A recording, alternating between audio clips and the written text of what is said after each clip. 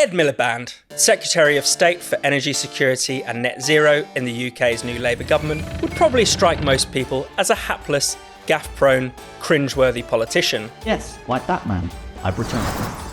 After all, here's a man who struggles to eat a bacon sandwich without being weird. A man who, as Labour leader, had his party's pledges literally carved in stone in easily the most ridiculous stunt of the 2015 election. Am I tough enough?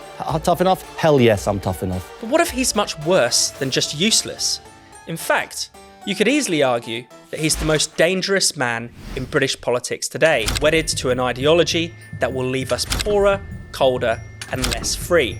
Miliband says he wants to make the UK a clean energy superpower. He wants to make our electricity supply carbon-free by 2030. He says a rapid green transition will make energy cheaper, provide thousands of jobs, and wean us off our dependence on foreign powers.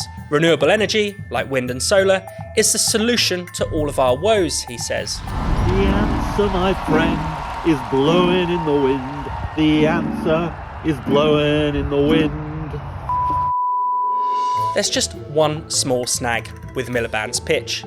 Those sunlit, wind-powered uplands he likes to sing about are a complete and utter fantasy. Getting rid of fossil fuels will actually jack up the cost of living, kill off what's left of our industry, and severely curtail our freedoms. And we know this because green policies have already done enormous economic damage, both here and abroad. Let's start with the cost of electricity. Labour's aim is to decarbonise the entire electricity grid by 2030, 5 years ahead of the target set by the Conservatives, and just 6 years on from Labour taking office. Miliband says he'll do this by eliminating natural gas, currently the largest source of UK electricity, and by expanding wind and solar power. Nuclear power is also carbon-free, but no new reactors are expected to come online until 2031, so his plan relies entirely on renewables. And as we know from bitter experience, reliance on renewables means sky-high energy prices. Before the general election, Miliband repeatedly promised that the rollout of wind and solar would help families save £300 per year on their energy bills. It's all part of our green prosperity plan to cut energy bills for people, create good jobs. But whenever a country turns to wind and solar, bills only go in one direction, and that's up. In the 1990s, renewables accounted for just 2% of Britain's electricity. In 2022, a record year for renewables, they produced a third of Britain's electricity. According to Miliband's logic, our energy bills should therefore already be substantially lower. Instead, they've more than doubled in the past 30 years, leaving Britain with some of the highest electricity prices in the developed world. This is not just a problem in Britain. Everywhere you look, wherever wind and solar are used to replace fossil fuels, the price of electricity soars. Take Germany. It's invested more in wind and solar than any country on earth, as part of its so-called Energiewende policy to phase out fossil fuels and nuclear energy. As a result, electricity prices rose by 50% in Germany between 2006 and 2017. Then there's California, the renewables capital of the United States. Between 2011 and 2017, electricity prices there surged at a rate 5 times faster than the rest of the US, thanks largely to California's embrace of solar power and its abandonment of nuclear. So why are renewables so expensive? The answer is simple. Wind and solar are intermittent. How much they produce depends entirely on the weather. Wind farms can't produce energy when the wind doesn't blow, and solar farms can't produce energy when the sun doesn't shine. Right now, we get around this by having fossil fuel power plants on standby as backup. We also import far more energy than we used to. This adds considerably to our bills, but at least we can still keep the lights on. Naturally, Miliband wants to crack down on these essential emergency sources of energy as well. Under his 2030 target, gas will be phased out almost entirely from the grid, even as backup.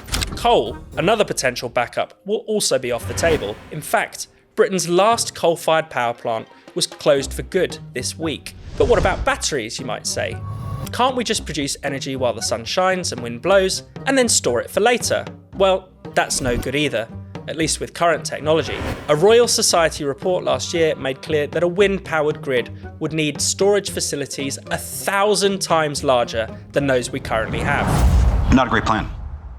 Even so, the storage we'd need could not conceivably be provided by conventional batteries. This is why executives from the national grid have been privately warning that our electricity system won't be able to cope with Miliband's mad target. The southeast of England could even face blackouts by 2028, they say.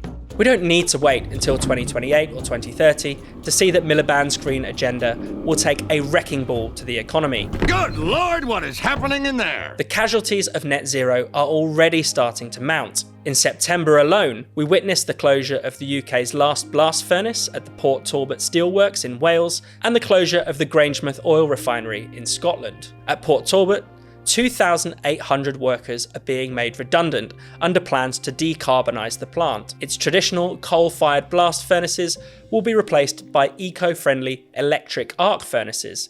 This will cost more than just jobs. Overnight, Britain, the home of the Industrial Revolution, will become the only nation in the G20 with no capacity to make its own virgin steel, the kind that's needed for the vast majority of manufacturing. Grangemouth, Scotland's last remaining oil refinery, will be closed down next year. This single refinery produces 80% of Scotland's fuel and provides 4% of Scotland's GDP. Seemingly, this is a sacrifice that Miliband is all too willing to make. And this is just the beginning. One of Miliband's first acts in office was to block all new licences for oil and gas drilling in the North Sea. This alone could cost tens of thousands of jobs. It's no wonder workers and unions are up in arms. At this year's TUC Congress, delegates backed a motion opposing Miliband's sweeping, thoughtless ban. Cliff Bowen of the Unite Union warns that oil and gas workers risk becoming the miners of net zero, alluding to the hundreds of thousands of coal miners who lost their jobs thanks to Thatcher's war on coal. Gary Smith, General Secretary of the GMB Union, has similarly warned that we've cut carbon emissions by decimating working class communities. He's right. Britain's reductions in carbon emissions so far have come at the cost of sweeping deindustrialisation.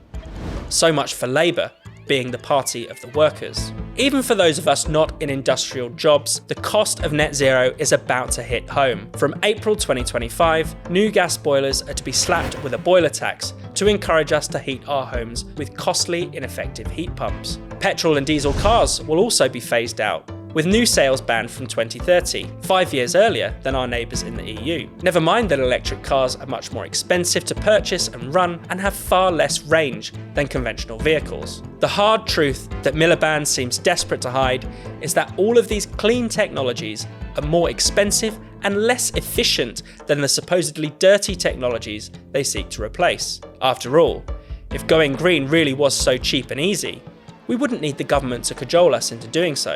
Now, why single out Ed Miliband, you might ask? Our political class has been obsessed with climate and blasé about our living standards for decades now. Wasn't it the Tories who introduced the net zero target? Isn't every Western nation, with some noble exceptions, singing from the same eco-extremist hymn sheet? Sadly, that's all very true, but Ed Miliband is more responsible than most for bringing eco-ideology into the mainstream. He served in Gordon Brown's New Labour government in 2008, and as Energy Secretary, he passed the landmark Climate Change Act, which set the world's first legally binding decarbonisation targets. Miliband even pushed for them to be more stringent than the government had first intended, mandating emissions cuts of 80% rather than 60%, despite having no idea or plan how to get us there. Nothing that's happened since has made him pause for thought or reconsider. He only wants to go further and faster down the road of eco-austerity, doubling down on the same failing policies. Even as energy prices go up, he insists that more renewables can bring them down. Even as factories are shuttered, he insists that a boom in green jobs is just around the corner. There is nothing he won't sacrifice at the altar of net zero. Miliband is blind to the disaster that is unfolding before us, and blind to his own role in bringing it about.